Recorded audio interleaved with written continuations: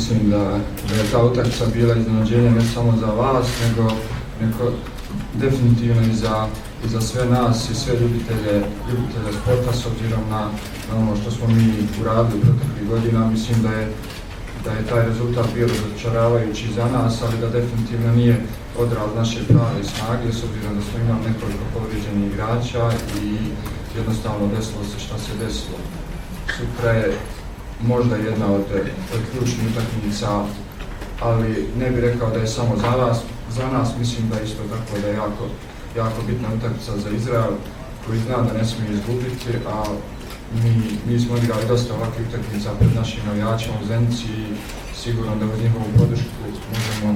možemo napraviti taj rezultat koji nas i dalje ostavlja u igri za to,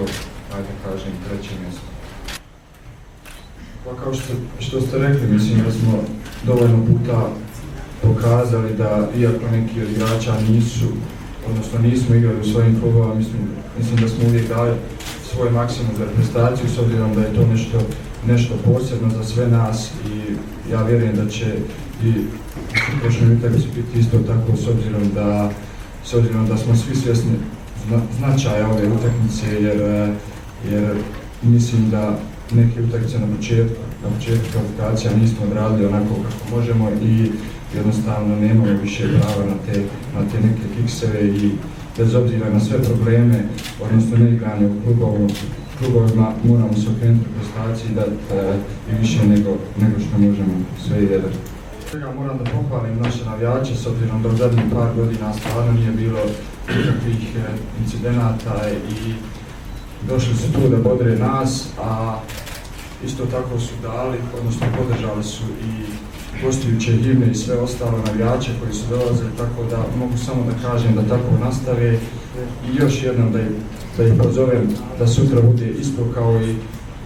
kao i zadnjih par godina, da ne zvižde himnu, da pokažu ko smo na tribinama, a mi ćemo nadam se pokazati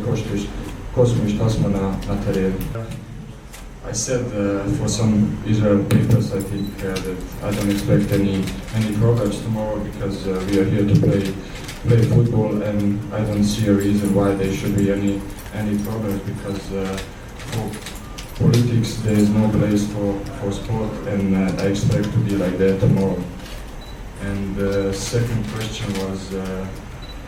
do I know any of your players? I know a lot of them, but I won't say the names. Da ih iznenadimo s obzirom da vjerujem da oni znaju sve nas dosta dobro, kao što i mi znamo njih. Sigurno da je u toj prvoj utakmici njihova prednost bila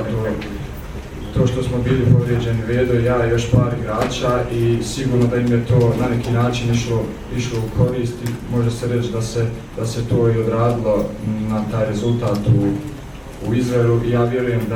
da je makar jedan od nas bio tamo, da bi situacija bila drugačija, ali ne treba se previše vraćati na to šta je bilo. Mislim da sad smo tu, ne samo nas dvojica, nego i ostali igrači, neki stari, neki novi i mislim da sve ovo što pričamo treba da prebacimo na teren i da odradimo ono što moramo.